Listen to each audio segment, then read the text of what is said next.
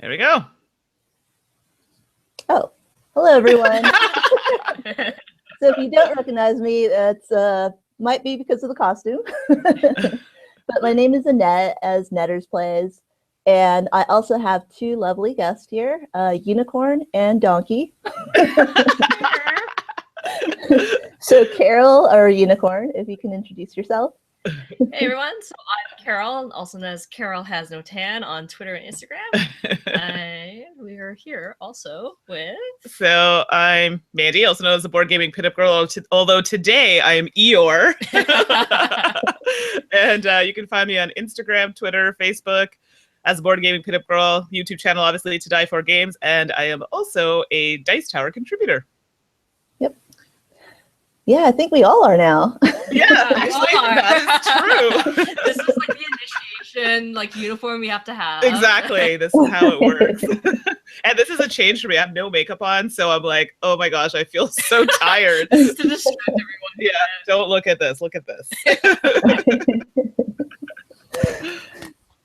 Yeah, but so we today are talking all about Kickstarter. So yeah, so these are all games that are coming out on Kickstarter that we're excited about. So each one of us are going to feature 3 different games, what we're looking forward to, what has attracted us to it, and also when it's coming out. So yeah, just to kind of showcase like our interest, and also, you know, if the audience wants to chime in and kind of go over their interests, what they're looking forward to, like just let us know, because we're always wondering like what other people are interested in and what else is coming out. So definitely, exactly. Yeah. So today, if I guess Caryl, do you want to talk about a Kickstarter that you're interested in? Okay. Pull it up the list. Pull it up the list. There's quite a few. I'll talk about one, and we'll all talk about one, and sure, just so I don't keep babbling. Yeah. Like, I'm really excited about some of these. Okay. First one I want to talk about is Detective City of Angels by Van Ryder Games.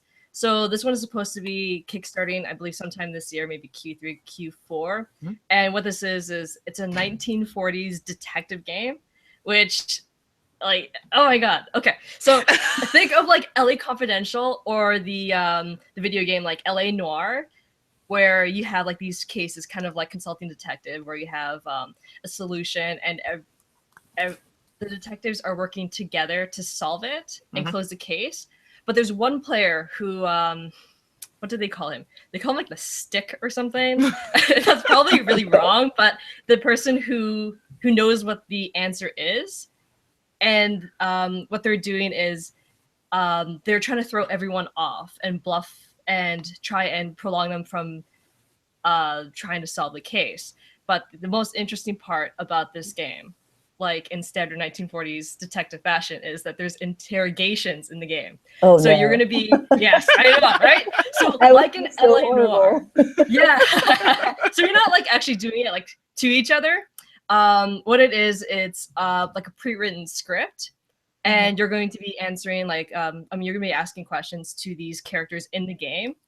And the person who is kind of like the game master, they're going to be playing cards that are the answers. And you can completely call the bluff and just kind of like be like, okay, this person's lying, I'm going to call them out on it. But if they're wrong, it gives like the murderer a chance to kind of get ahead. So you have to know, you know, is this person lying? Does this make sense? Does the evidence line up? And it's exactly like the video game LA Noire. I don't know if any of you have played it. No, but I know as soon as you said LA Confidential, I knew all about that. Okay, yes, exactly. LA Confidential. Like all these LA things. Yes, it's exactly like that. Oh, so I did find it. I pulled it up. Yeah.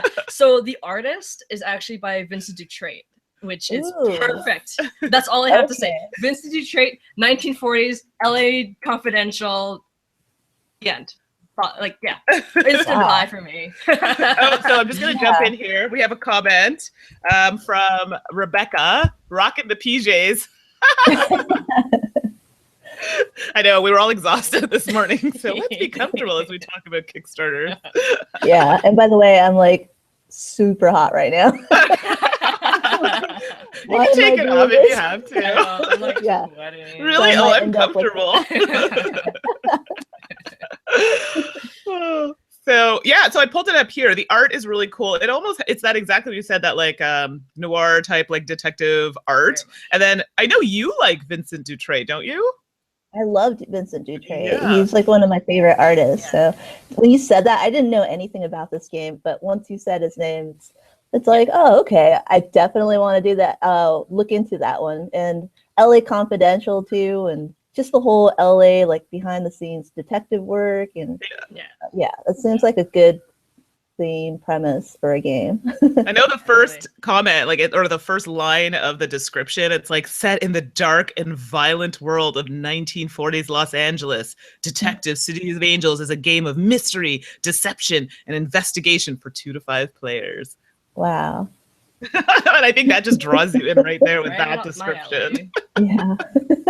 What's the mechanic on this one? So they came up with their own like card mechanic. They call it like ACR, active something. But it's apparently very similar to like Tragedy Looper. Yeah. Which I haven't played. So based on that, it makes me think you have certain locations that your characters can travel to, and then you have to resolve some sort of action to like investigate it or interrogate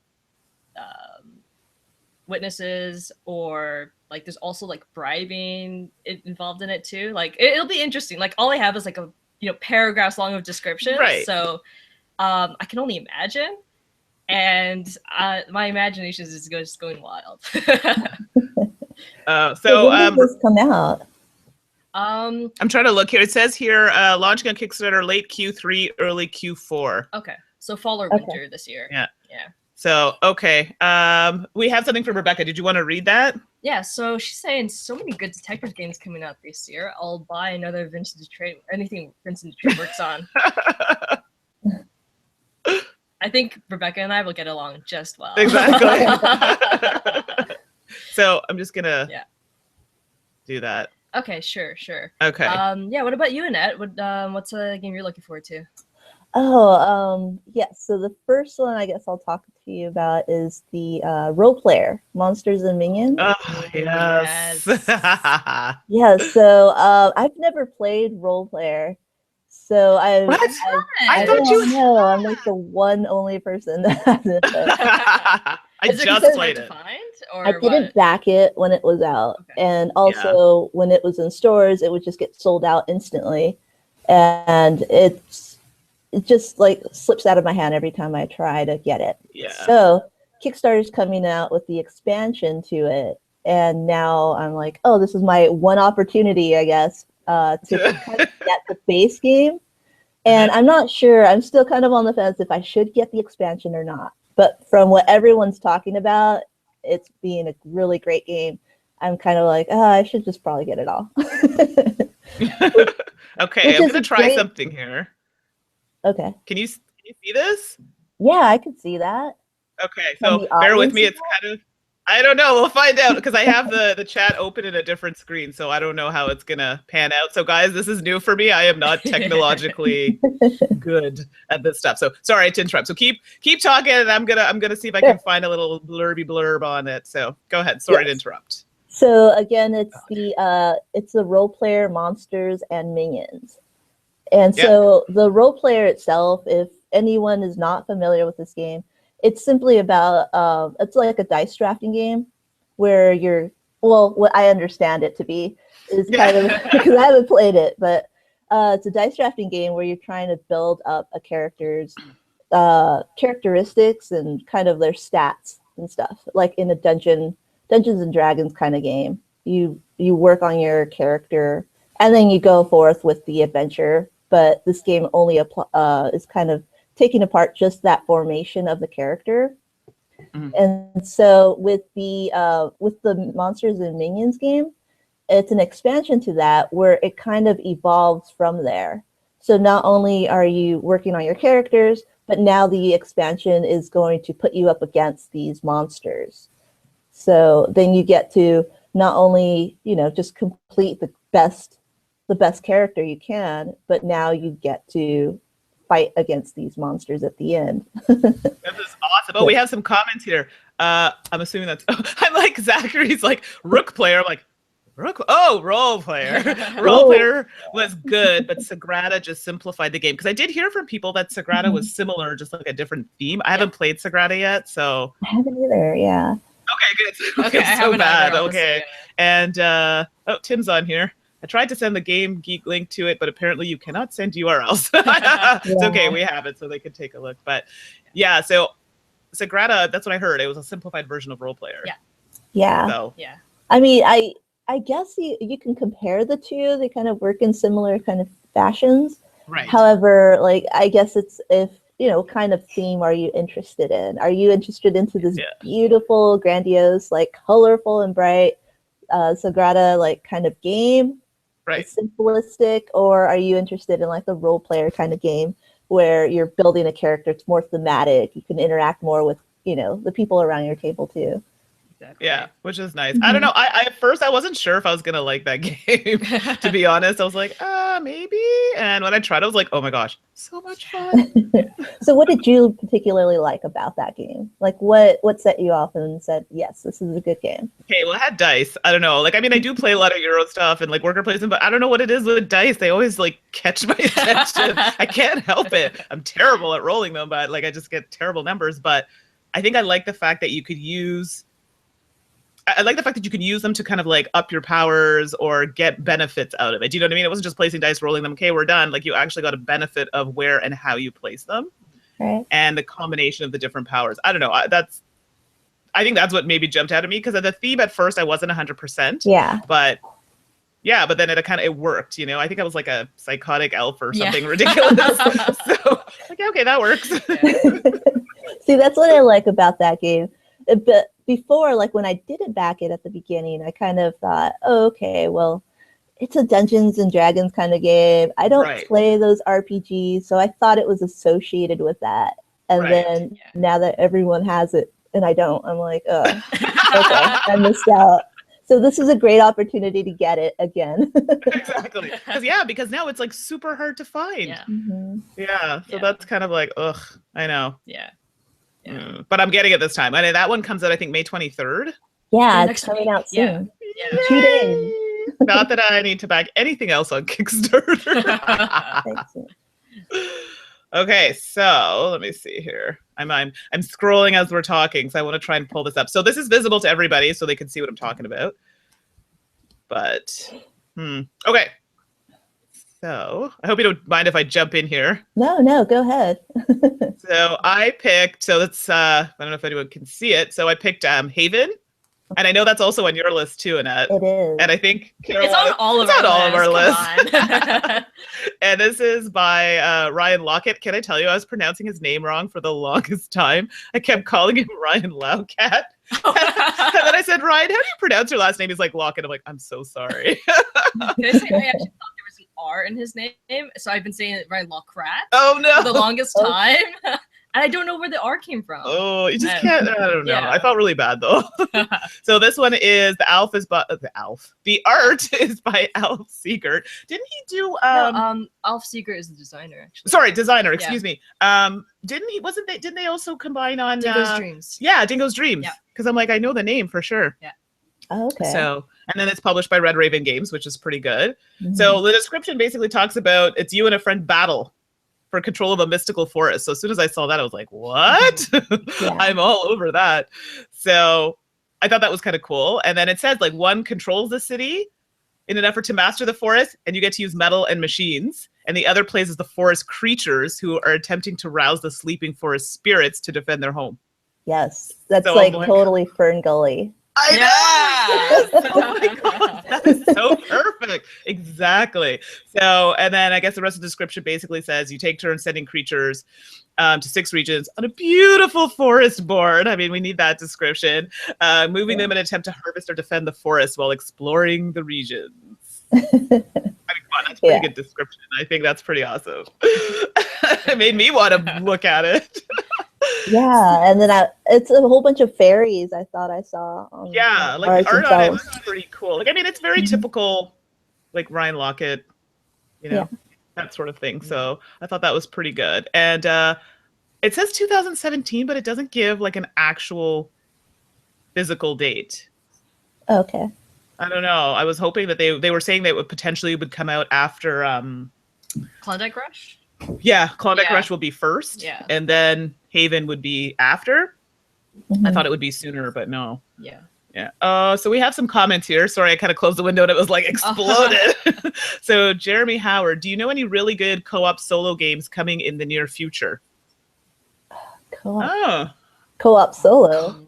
That sounds like what? Yeah. How do you co-op solo? Do you mean like games that are naturally co-op games, but you can play solo?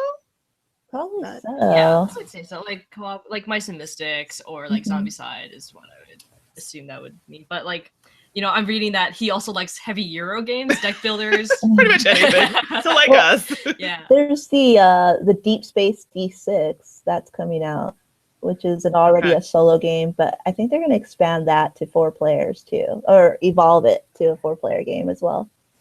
Okay. Oh, Jeremy said yes. So I'm assuming he's saying yes to my question. Okay, so like Aeon's End. Okay. Yeah. Aeon's End was great. Mm-hmm. Have you played it? No, I haven't. Oh, I haven't played that. What? I was reading the rule book and then I fell asleep. Not bad, it was just long. Yeah, but it does have that solo element, which is good. Mm-hmm. Okay. I see. Okay, so that is exactly what he meant. Yeah. Okay, can you think of any other ones, Annette, that are maybe upcoming with solo? I know one of the games on my list plays solo. Yeah, only that Deep Space D6 game that you had, and one of the new ones I know on the list that we had played solo. Okay. I'm trying to think. No, it wasn't CO2. Anyway, it was one of the ones. Was it Renegade? I think Renegade. Maybe it was Renegade. I think it was Renegade. So Jeremy, I think Renegade is coming up. So we're gonna just verify this. But Too Many Bones, so good. P.S. If anyone wants to see it, I have to say it because it was so awesome. We had a live playthrough on Twitch, and it's on the YouTube channel of Too Many Bones. So check it out. It was like a 4-hour stream, but it was really fun. But I think Renegade. So I will look it up for Jeremy. And we had a hi from someone here. James. Hi, James. Hello. So when you guys go into the next game? Yeah, Caryl. I'll look up Renegade because I'm pretty sure Renegade is you can play solo, which is upcoming. Yeah. So, is that Mike? Hey, Mike. Yeah. Yes, I was going to mention that one too. One Deck Dungeon is good, but that just recently finished. So I know Mike is in the chat. So anybody who wants to know more about that, Michael knows that game really good. Oh, here. Hell yeah, Renegade. Oh, so he knows it. Okay, cool. Yeah, I didn't know that. What? I know. I didn't know he did design. I'm being educated by the chat right now because Jeremy just said a YouTuber, Ricky Royal, make that. Why do I feel like I heard that? That he made it, or Ricky Royal in general? No, the Ricky Royal connection. Really? Yeah. So Cine Gamer, hey, hey guys, what's up? So hey, Cine Gamer.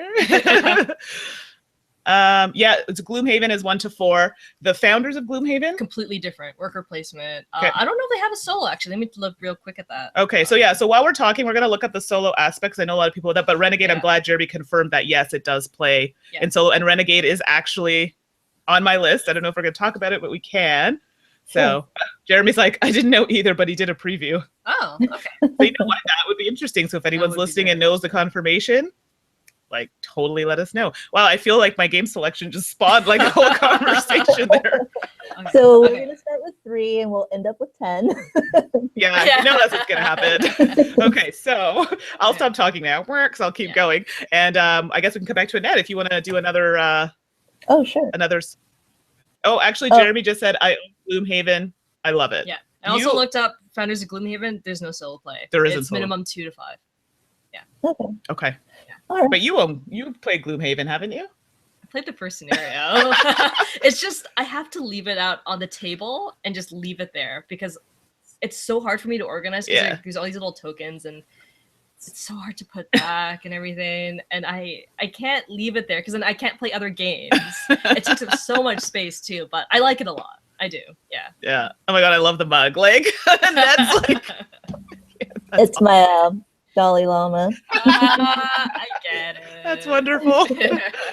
Okay, so I'll let you do your next game while we're perusing, and I'll try and pull it up on screen. Okay. Sure. So the next game I'm looking forward to is CO2. Oh, so good. Good choice. So it's a game by Vital Lacerda, and he's He's like turning into one of my favorite game designers. So me too.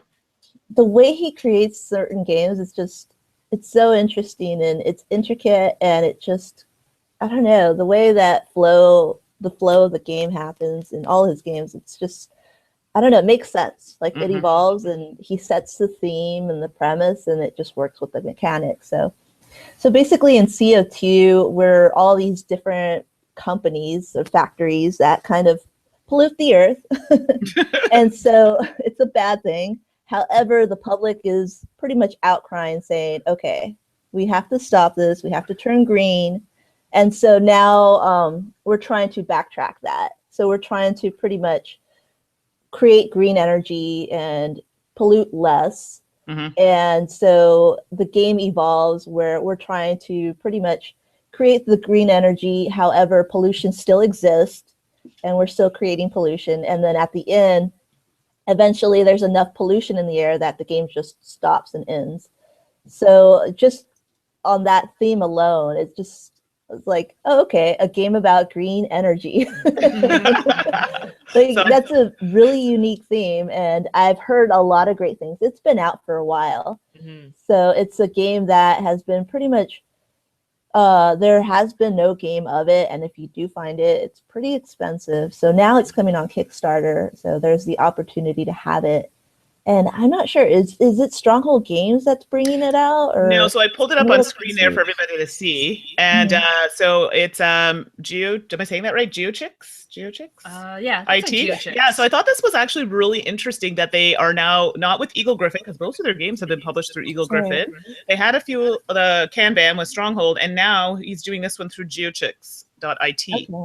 So I think that was interesting that they went the European route this time. So... But yeah, and that one's launching. So that one for Jeremy is 1 to 4 players. I thought so. Okay. Yeah. So it's 1 to 4 players, 60 to 120 minutes, and apparently it's coming up. They said May, but we're getting close to the end of May, so I don't know if it's still gonna happen. I'm pretty sure it'll still happen. I mean, the game itself is already made. Yeah. And so it's just a matter of, I don't know, maybe setting the Kickstarter up. But, now I've started this conversation. Where is this upcoming Kickstarter list? I see Rebecca mentioning a redone Kanban. Yeah. Yes, I heard about that. Soon? I don't know. It's under a different name is what I'm seeing, but apparently there's no changes. Yeah. Oh, Lacerda Love has entered the chat. Yes, I feel so I don't know, for people who don't know, I am part Portuguese. So there is the Portuguese connection. So I have to like Lacerda games. Yeah, it's a game that I've been wanting to play, and I just feel like if I don't jump on that Kickstarter, I probably won't see it again for a while. So Lisboa, I have to bring this up because Annette Nettersplays that I had the opportunity of playing Lisboa at where did we play that? Was that BGG? BGG Con, yeah. Oh my god! I literally was like, I feel so confused. Paul. But at least you and Mitch were like understanding. I literally was like, I'm so confused. Yeah, it took us a while to understand it, and it took us a while to play it, and we didn't even finish it. I think we got halfway through the game, and it's a beast. Yeah, like it looks beautiful though. Oh yeah, it is. It is really pretty. It's really unique and different, and there's like a lot of pastel colors, and it's something that I just really want to hang up on my wall and not so much like play on it, but yeah, it reminds me of those like European plates that my mom collected. They have like the blue and the white, and you hang them on the wall. There's a word for that design. I know, my mom's floating around. I should ask her, like, what's that called? Paisley? No, it has like a like I know not you mean Baroque, like but it has that kind of patterning. Anyway, it's got like horse carriages and a person. Yeah, like a top hat and it's whatever. So my mom used to collect all that stuff, but it's like super Portuguese. So yeah. Oh, someone said, so was it fun, Lisboa? It was fun. It was just, for me, trying to, usually I find Vital Lacerda games very intuitive. So for me, I'll play, like the Gallows to me is a big game, but like it was just so great. Like it was so fluid to me. I could pick up on all the nuances. It was awesome. Lisboa, I didn't have that. So this plays much differently, in my opinion, than like the Gallows. I didn't pick up on the things really easily. but I enjoyed it. It was just, it really hurt my brain because I wasn't making connections properly. Yeah, it's hard to say because, I mean, first off, it's a matter of interpreting fun. So it's like if you're into games where it offers a big challenge, you know, where you're trying to figure out how to play the game, you're trying to figure out the strategy within it and how it works, then yes, it's a fun game. But if you're going to sit down and just kind of like, oh, I just want to do this, and it doesn't really matter, I just want to enjoy the people around me, it's not a game where you're going to be enjoying the company of others. You're going to be focused like on the game. Yeah, exactly. Like I just felt like I didn't know where to look. You know, I was like here, and then you guys had your shipping strategy. I'm like, oh, should I be doing the shipping strategy? No, I'm gonna do the you know, creating the, I don't know if it's like creating industries or, you know, working on getting my silks or whatever. There was so much choice, which is like a Lacerda game, and I just didn't know where to focus. You know, but. Oh, and the Chubby Meeple is online, and he said, "I've been doing translation and video work for GeoChicks, hoping to get to help with CO2 campaign, which would be awesome." Oh, great! Yeah. Yeah. Oh, and Jeremy says, "Galar seems more inviting for me, but I trust Lacerda." So, to be fair, I love the Galaris. I was like, after I played Lisboa, I was like, I don't know, but they're two completely different games. Yeah. I don't know what you think about that, Annette. Like. Yes. So I personally thought when I first played, so just based on first impression with the Galaris, it left me just kind of wanting more in the sense that I figured it out, and I think, you know, next time I play, I can do a little bit better because I can go ahead and do this. With Lisboa, I didn't play the complete game, but I was getting to the point where I was like almost there. Like it hasn't yet all fully clicked. Exactly. So I was almost there, but it left me kind of like, I wonder what would have happened if I would have continued with that strategy, or if I would have, you know, pursued something else maybe a little bit differently and just observing what other people were doing. Right. But I don't know, like I just felt like there's more to it than what I did, and I still want to explore it. I feel the same as you. Like I feel it just wasn't clicking right away for me. So. But I think if we just play the full game either, so no. So, but a big appreciation goes out to Paul Grogan because Lord, he has patience. And he taught it very well. I just think I just wasn't getting it right away. So thanks, Paul. We did appreciate it. So what about so CO2 was also one that you were interested in. Yeah, of course. I'm just collecting Lacerda games, honestly, and they're still all in their shrink. I'm so sorry. Oh my god, I have no one to play it with or teach me, so I have to, you know, you gotta play a game after this, Mandi. I know. I know, right? We have a stack already downstairs that we need to finish, but yes. Oh, and Mark says, I feel like I need an animal hoodie. ... Yeah, so to join, I think so. But yeah, I'm also looking forward to CO2. Like I'll probably, I'm trying to round out my collection of Vital games. So I recently acquired Kanban, thank goodness. Oh my gosh, that was a steal of a deal. I got it for like $50 or something. And now CO2. Yeah. Yeah. So CO2 should be coming out sometime soon. I don't know when. It says May, but it's almost nearing the end of May, so it'll come out soon. Soon. We'll just go with that. Yeah. So Caryl, if you want to talk about maybe a game that you're interested in. Actually, so we have Jeremy asking what our thoughts are on Cottage Garden. Have the both of you played Cottage Garden already? Yes, I've played it. Yeah. Okay. I like it. It's light though. It's really light. I kind of prefer Patchwork personally. Me too. Because there's a lot more time management and it's more Euro-like in that sense. But as a gateway, I could see myself showing people Cottage Garden and my mom can kind of let it click. Yeah. But Patchwork is so delicate and elegant that I love it so much. Yes. And it was hard for me to kind of like compare it to that and like it kind of fell flat because of that. My expectations. Yeah. I don't know about you guys. No, it's funny you say that. I felt like everybody was hyping it up and that I felt like I should love it. It was fine. I actually found that it could be shortened. I found that it could have been like like 1 or 2 rounds less. I don't know. I just feel like Patchwork, even though it seems simpler at first glance, I personally just like the one-on-one interaction with that game. I found it worked better for me. Cottage Garden for me was okay, but I didn't buy it. Yeah, I bought it, and I think the same way that you two think. I played it with my grandmother, which she doesn't play any games like I do.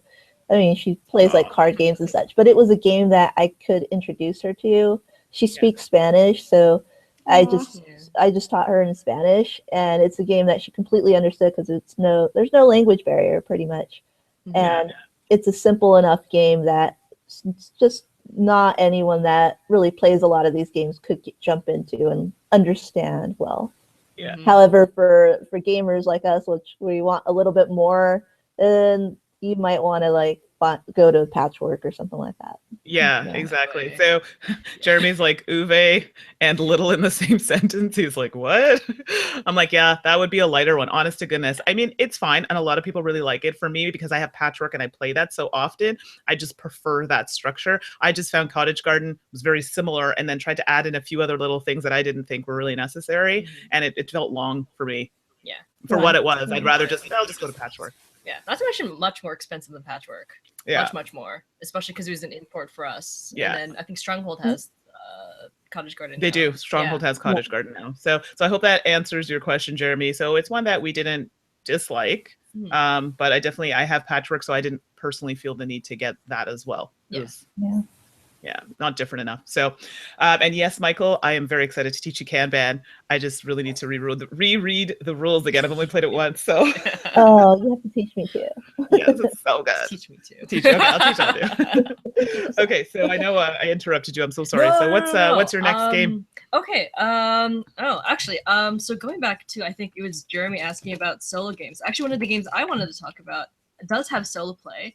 It's by Sandy Peterson, and it's called Planet Apocalypse. Yeah, Planet Apocalypse. So Sandy Peterson, he did Cthulhu Wars, which is a game I really love. And if you don't know Cthulhu Wars, they have like these huge, giant like Cthulhu Lovecraft miniatures, and like they're absolutely beautiful. And it was like an area control game without being too comfortable. Is this on your list? It is on my list. Oh, okay. So while she's talking, I'm gonna look it up. Yeah. So apparently there's not a lot of information on it yet.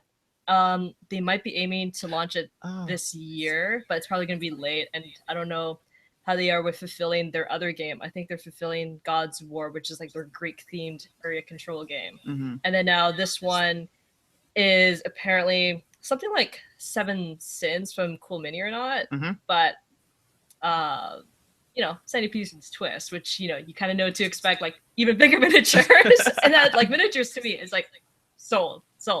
Yeah. And this one's going to be apparently a tower defense game, which is going to be interesting without, like, maybe not too much card play. It's going to be interesting to see this one. All I know is that it's tower defense, it's cooperative, which is a huge plus to me. And it's going to have beautiful miniatures and has a solo play. Nice. Check, all for me. There's not that many tower defense games, so it's interesting to see that come out. Yeah, exactly. Like the only other thing I can really think of is like Castle Panic or I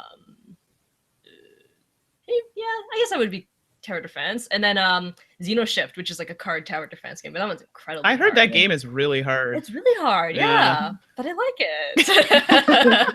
Kind of like Aeon's End. Aeon's End is hard. Yeah. And there's also, I think Sylveon too might be considered a tower defense solo game. Oh yeah. Technically it is, because you're oh, okay. No, that's the one about like the fire in the forest. Right. And Castellian also something like that. It was like something about building a castle, I think, right? That's more, like the tile placement. But... Yeah. But I don't know, like more co-op games, I'm all for. You and Michael will get along great. He loves his co-op games. And minis. I love minis. Yeah, I'm way too competitive for co-op.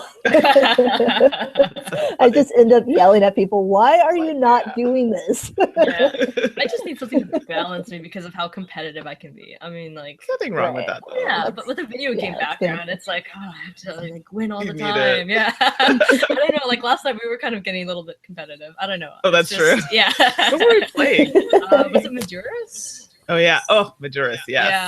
Yeah. You killed me in that though. Oh, that's competitive. So I can't seem to find it on here. Maybe you type it in. There's apparently only like some miniature concepts that they have. Honestly, that's all I need to see. This one? Oh yeah, that one. Okay. Yeah, that one. Yeah. So I think I'm getting a little bit of echo on ours, so I have to go and fix it, but I'll pop this up for right now. Okay.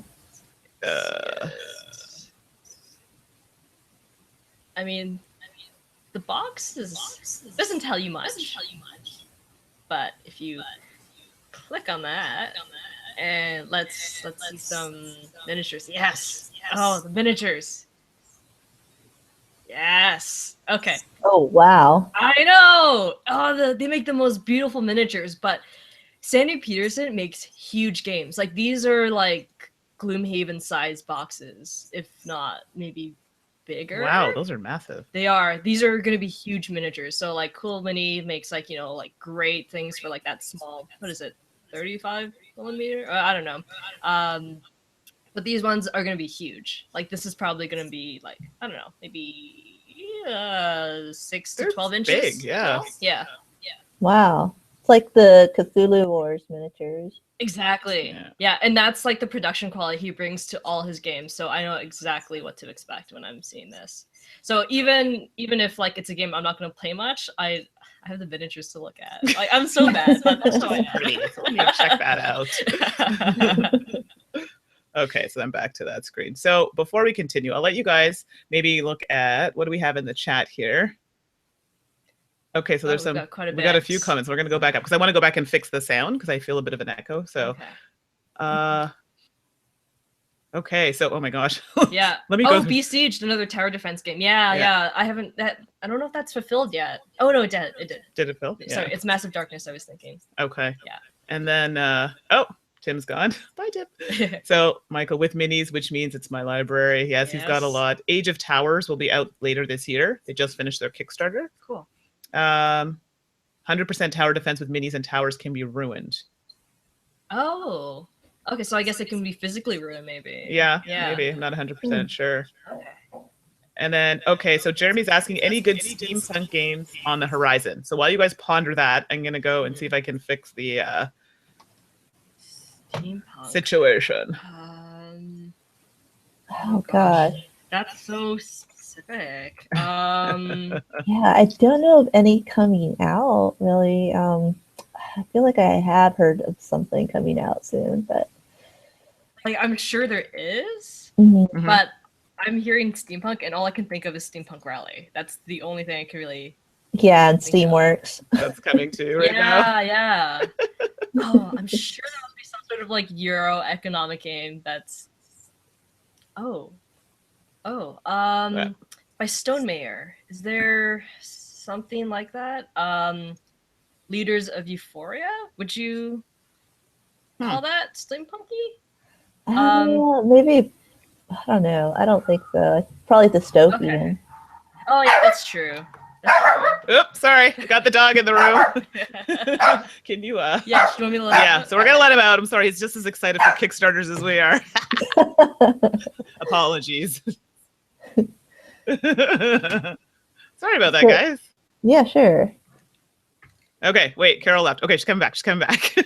Sorry, you saw me without my head for a second. No, I know. Okay, so sorry about that. So let me see here. I didn't mean to interrupt. There was just a Kickstarter for New World of Smog game. Oh yeah. Okay. It's not exact. Like I guess it's dungeon crawly. What was it called? And the one that I have on my list. What about Ravenwood? I feel that has a steampunk theme to it, if I'm not mistaken. Because the subtitle is a steam-powered adventure. But no, I actually think it did. Let's talk about that now, actually. All right. Well, that's a good segue. So why don't you finish talking about your topic because I have to find it. Okay.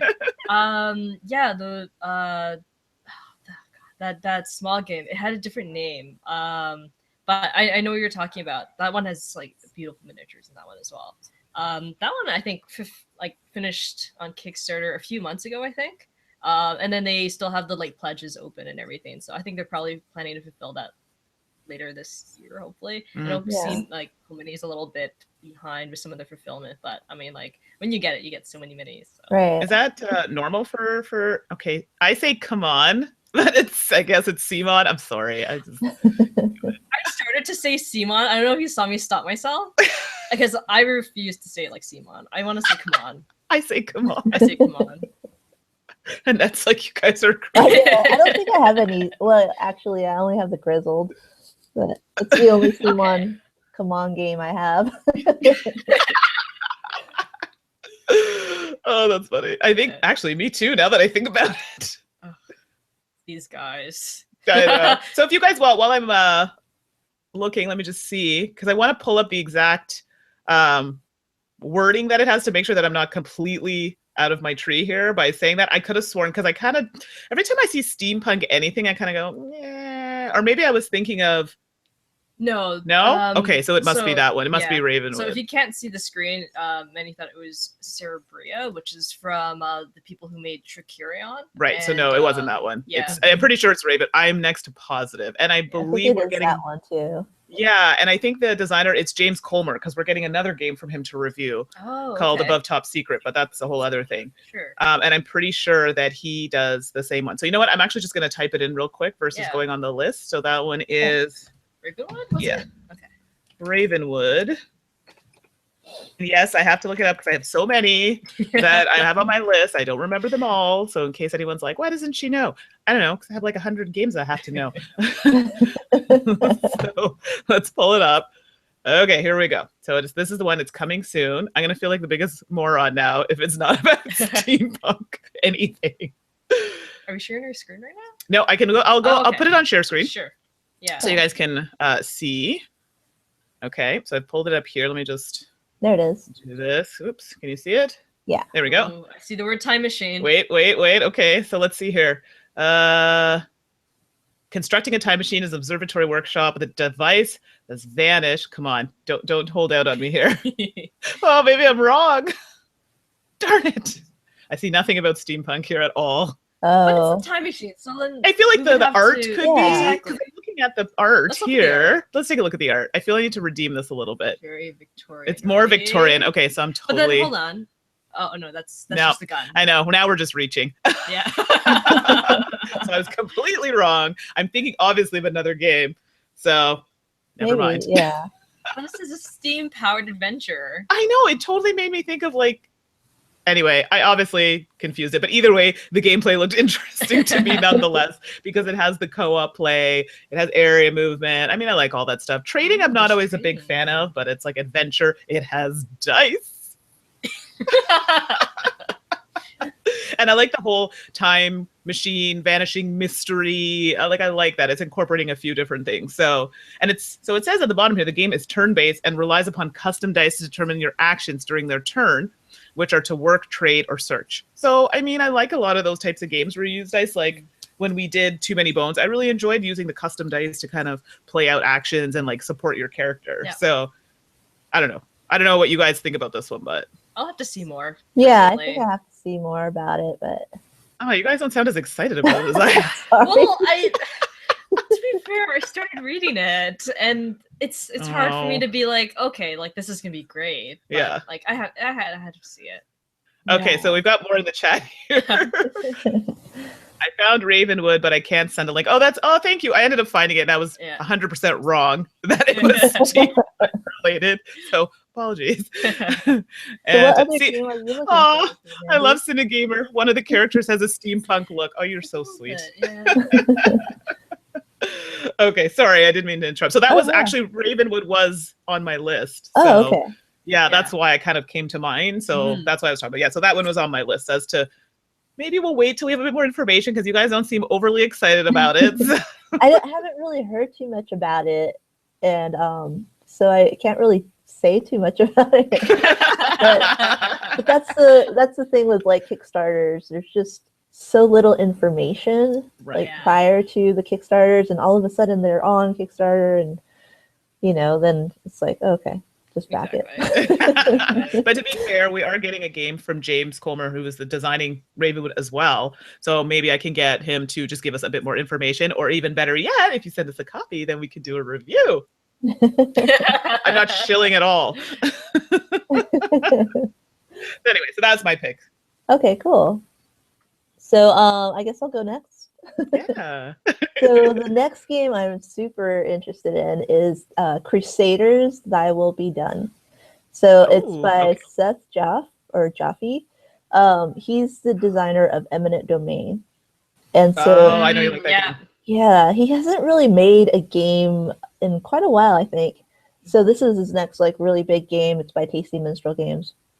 It's coming out sometime this year.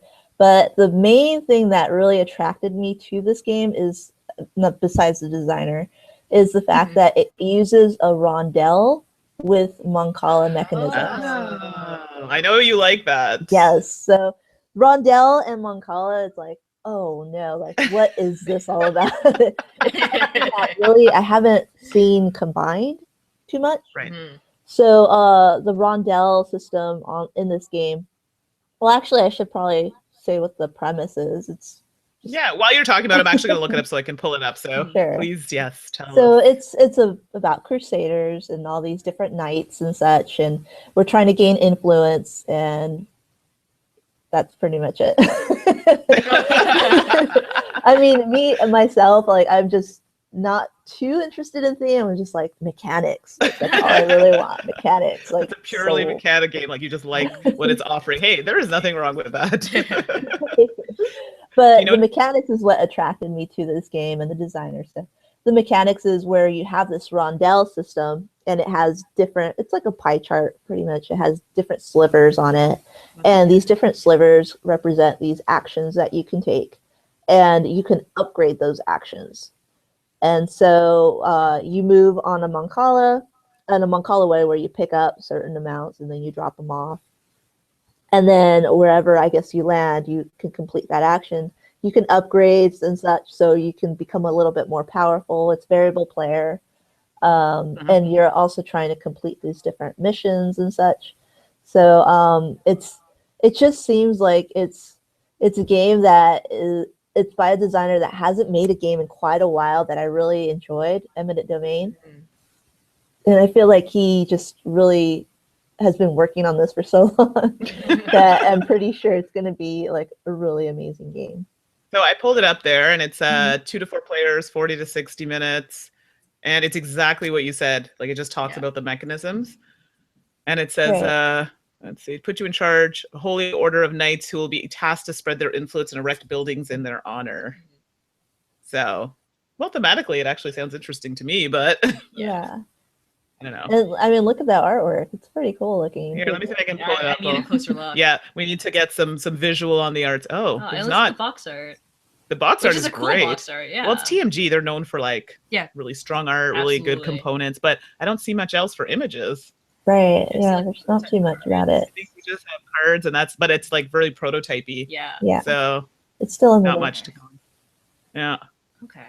Okay. Well, as soon as you said Seth Jaffe, like that piqued my interest because I do like Eminent Domain.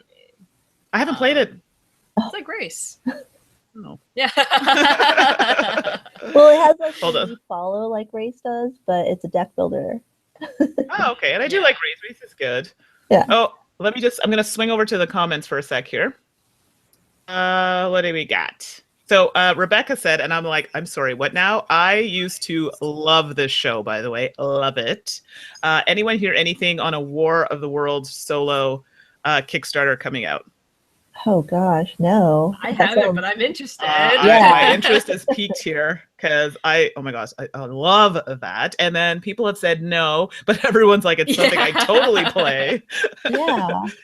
And like yes, James, it is Orwell kind of scenario. Yes, I think it's so cool. Oh, anyway, I used to love that. I'd always remember the race. I don't know what they were, but they had like the speckled heads.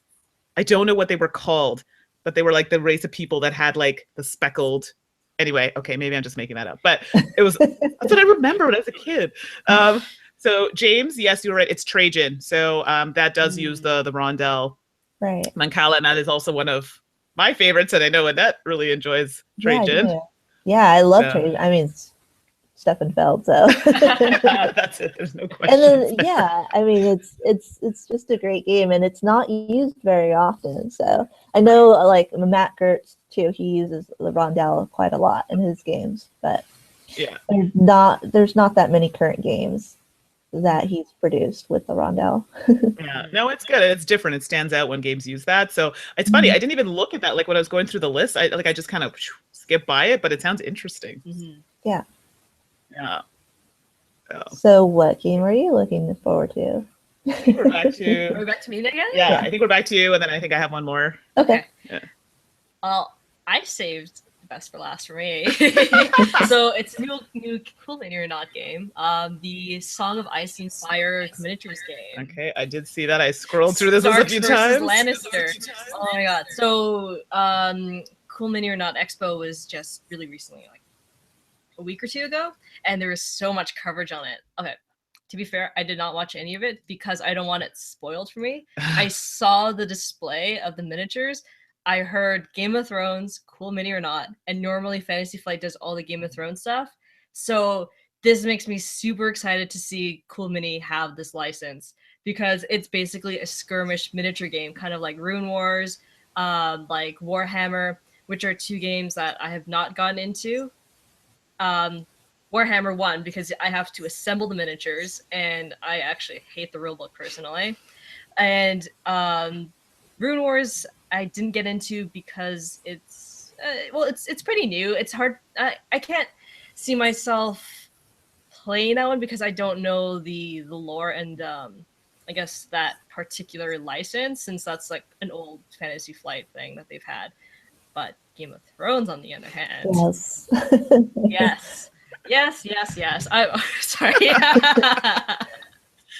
This looks great. Miniatures are pre-assembled, which is great.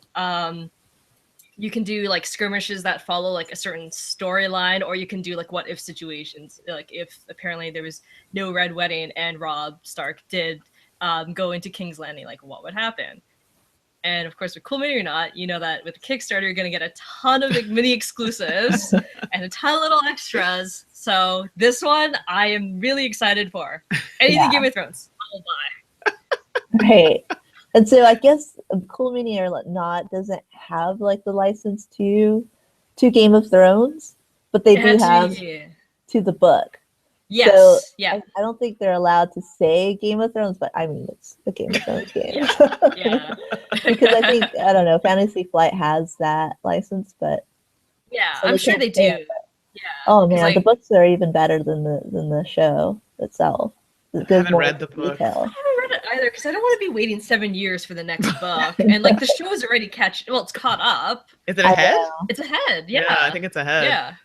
Yeah, like the show will end before the books. 100%. Yeah, I'm looking forward to the show. I can't wait till the season comes out, and then the next season, final season. I know. Well, when you mentioned this game, I was like, "What? Game of Thrones? I'm listening. What? Tell me about it. What's going on?" Oh, and we have confirmation from Michael. There is indeed a new War of the Worlds scheduled to come out on Kickstarter. He's seen a preview page for it. Ooh. So, and I want someone to find out the name of those aliens. I swear I am not making this up. Someone who knows.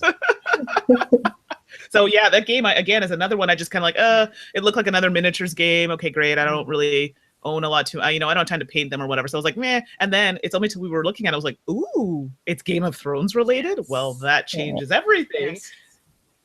And I like the fact that you can change the outcome. Like now it could be instead of the Red Wedding happening. So sorry, spoiler, if you haven't watched it, you can change a lot of death happening. So yes. Well, the cool thing too is that they have the Cleganes as an actual playable house. So it's not just stuck to like the main 6 houses. Like it's not just Martell, Lannister, and all that. Right. Like I want to be a Clegane. I want to have the Hound, and I want to have the Mountain. I'm gonna go roping my way through. Oh, they look so good, and there's so much potential for it. That's the best thing about it for me. Yeah, the potential. It sounds good in my opinion. So I'm in it to win it. I would definitely entertain that. And I'm not even a big I love minis. I just don't know a lot of game with minis, but Right. Yeah, I know. It's like with the Game of Thrones, the actual Game of Thrones game, I think it's a pretty long game.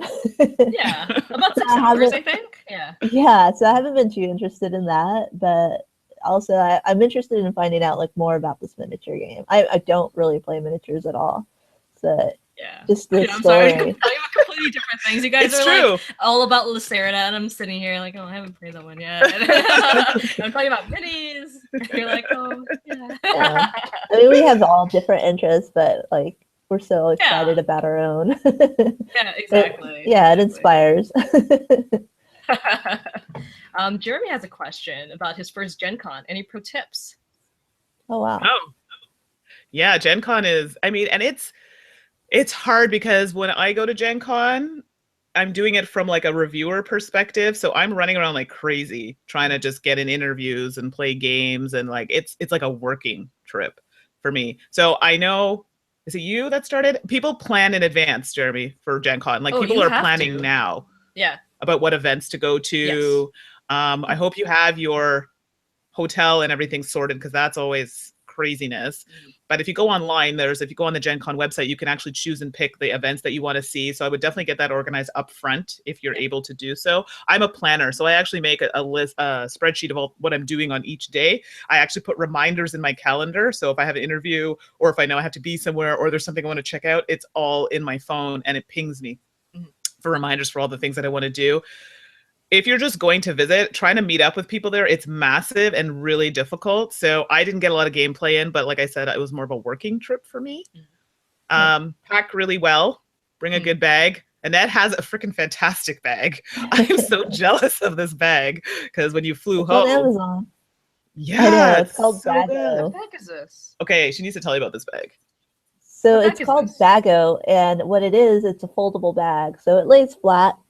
And so it's about like, when it lays flat, it's about maybe 2 inches thick, maybe 1.5 inches thick. And it's about like, maybe like an 8x8, and it's flat. So then you just throw it in your bag or whatever when you're going there. And then when you come back, it folds out to like, I don't know, I fit like maybe 30 games in there or something like that. Oh my God. 30? Yeah, well, like big box games. Like 30, and then a whole bunch of small little ones. Sorry. Yeah. It's crazy. When she opened, I was like, what is that? And it filled like so many games. I was like, I need that. So then with that, I could check that into your luggage and then check it in for like $25 or something like that to check in the game, to check in a bag.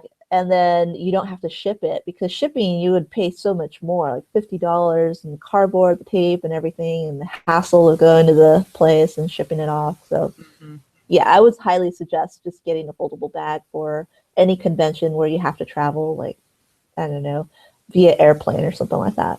Yeah, exactly. So it was very smart, I have to say. We drive usually, but still, like if you were flying, it would be perfect. Yeah. But I've been seeing a lot of people not to plan. Yeah, I mean, if you're not going as a work thing, absolutely, just go. I mean, you should plan a little bit. I'm sorry. I do agree that you should kind of, if you have events you want to see, you need to buy tickets for those, because you're not guaranteed that you're going to get in. I'm a planner by nature, so I like to plan. Doesn't mean I'm going to do everything that I've planned, but at least I know it's available. So you really just what you feel like. And then you just kind of play it by ear when you're there for other things, playing games and demos. He asked, is there a certain company? I know Fantasy Flight is always ridiculously busy. Do you remember last time the line was like out the structure? Oh, it's always like that. It's crazy. It's always like that because, well, this year Fantasy Flight has a new Elflight LCG, and people are going to be like just scrambling for that one 100%. Yeah, like almost all the booths, like the big major ones like Asmodee, Fantasy Flight, Plaid Hat, they're going to have lines. Always. Yeah. Like they were massive. Like we did end up going to, come on, games. I'm going to get so much flack for that. But and we ended up getting some like previews, like some of the games that are out now we saw at Gen Con, like what's that one starts with an E? Ethnos. Yeah. Thank you. Yeah, but that was a ticketed event too. Right. Yeah. To get which wasn't exclusive to press or anything. It was just they just bought a ticket to.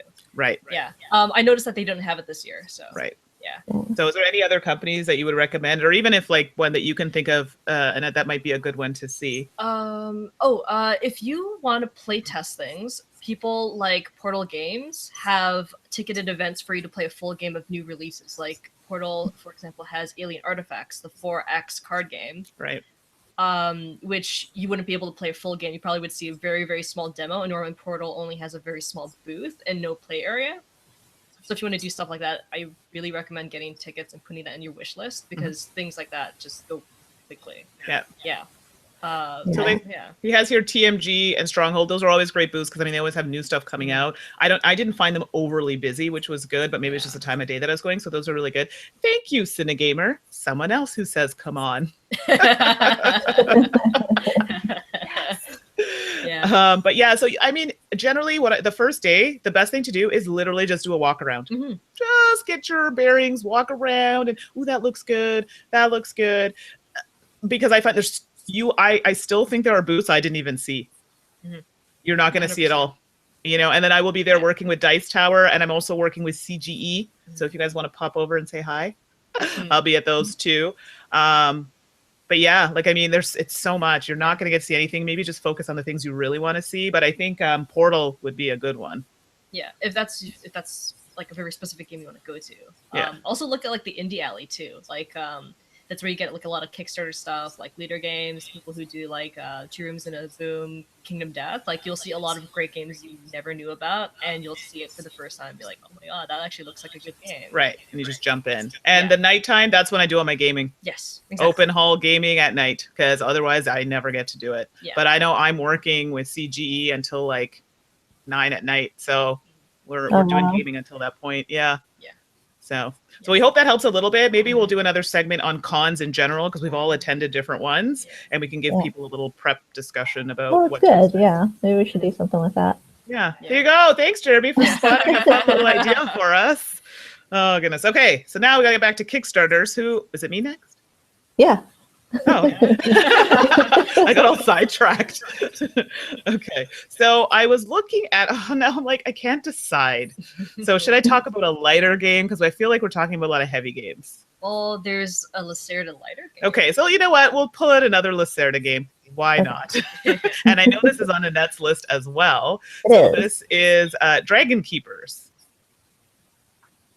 So I didn't think this game was that short until I looked it up today, and I was like, oh, it's only like, was it 10 or 15 minutes per player? Yeah. So I was like, that seems interesting. And it has two, not versions, but two ways you can play it. Like you can play it with like a younger, and then there's a more like advanced version of playing the game. So I'm just trying to find the proper description, because I don't want to give you guys the wrong info.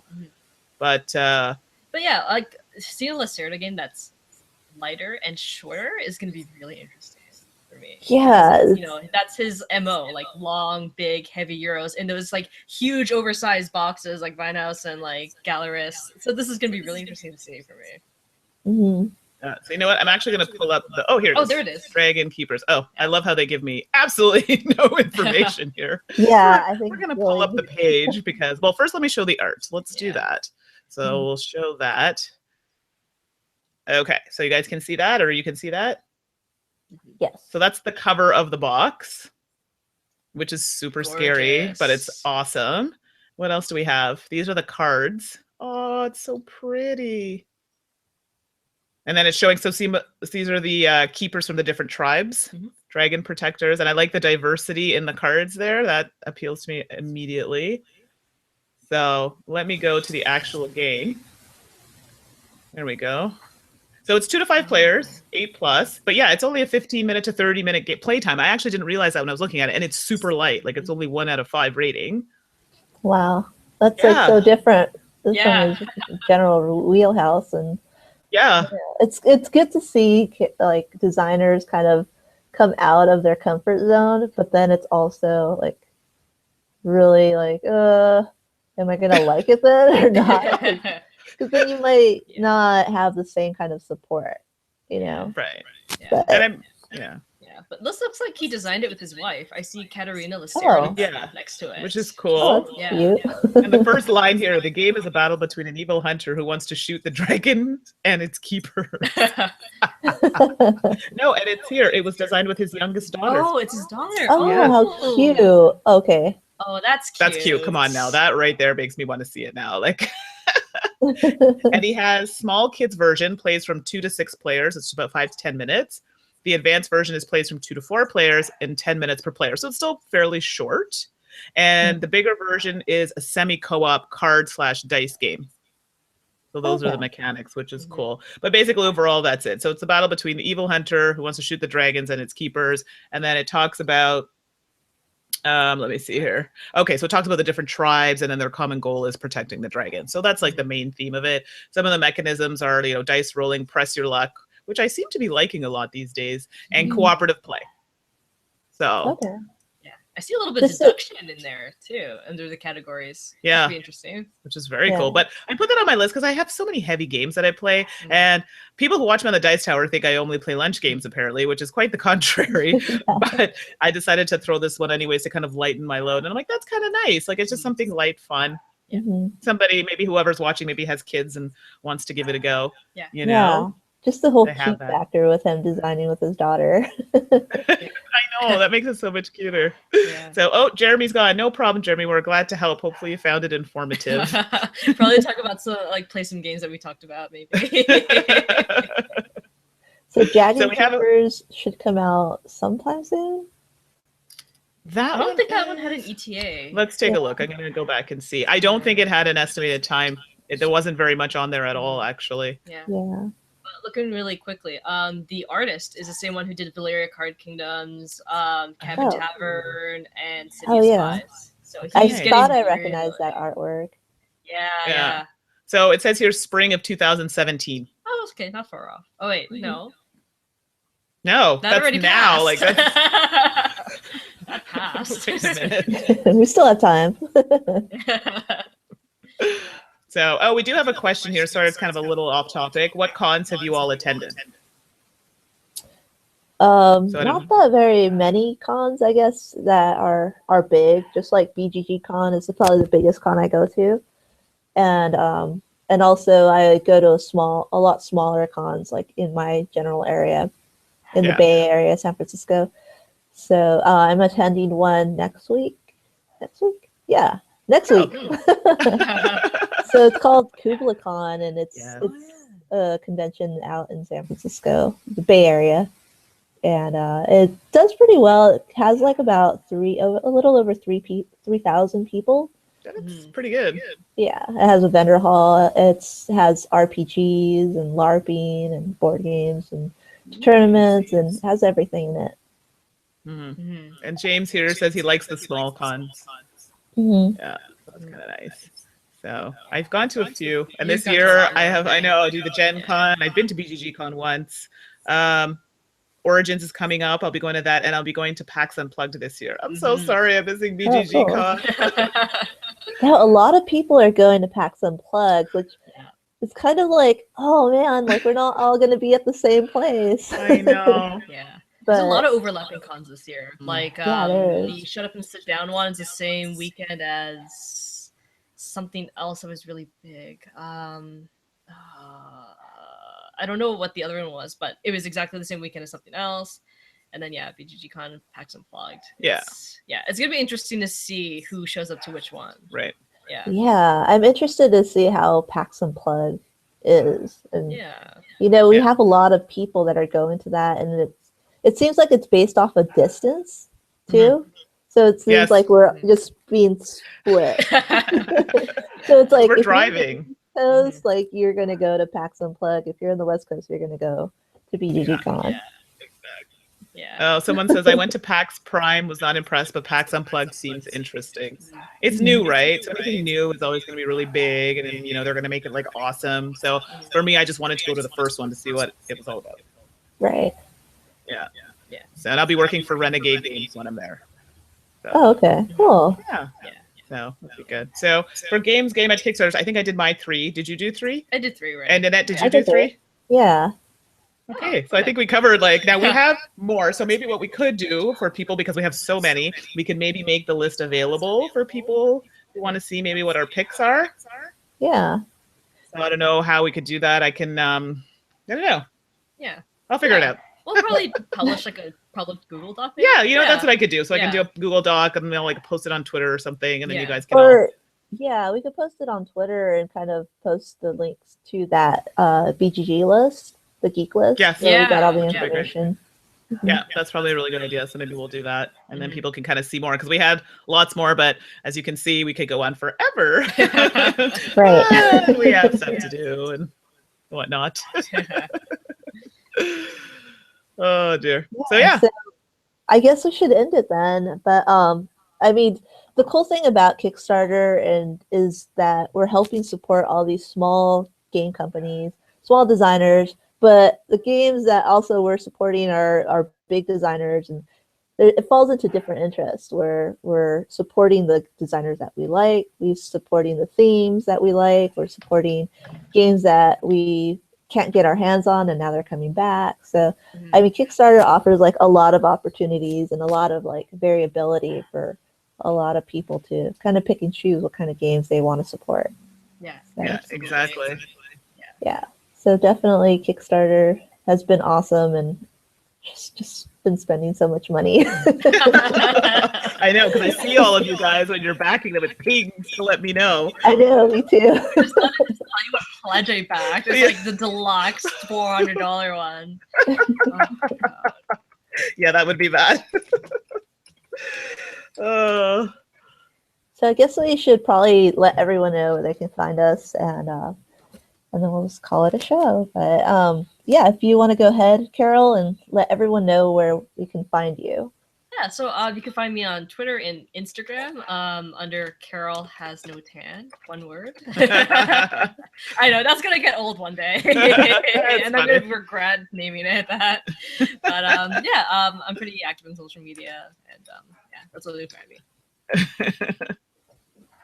Cool. Oh, I guess I should go away. Yeah. Sorry, I'm like chatting away over here because people are leaving the chat. So you can find me on Instagram, Twitter, Facebook as Board Gaming Pinup Girl. On Twitter, it's Board Gamer Pinup Girl. Someone stole my name. To Die For Games is the YouTube channel. And we also have, I forgot to mention, that Twitch channel, which we do live playthroughs. So if people are interested in seeing a game being played, let us know. I'm also a contributor on the Dice Tower on several segments, it seems, as of late. Yeah. Yeah. Busy. I know, very. And then you can find me as Nettersplays, pretty much on Instagram, Twitter, Facebook. I have my YouTube channel too, and then I also am a participant with Dice Tower and Meeples Included, and also the Insta Gamers Network, and also a lot of different small podcasts here and there, and kind of try to dip my toes into everything I can. I hear you. Yeah. So before we completely sign off, was it James made a good point? I'll put the link below. So in the show notes or whatever, in the description, so I can put the link to the BGG page. And I mean, our document, I mean, I can give people access to it. It's just listing that, so it's not a big deal. If they want to see that, I can definitely put that out. And it'll have our names and picks and the dates. So it actually has all the info, so I can just send that out. And put that in the link below. So if you're still watching, link down in the description is where all that info will be. Perfect. Yeah. Yeah, that's it. So thanks everyone for watching. We appreciate it. Yeah, thanks for watching, everyone, and it's been a real treat. Yeah, no, that's it. And now I'm actually ridiculously hot, so I will take this off after. So I guess we'll see you guys all next time. All right, bye everyone.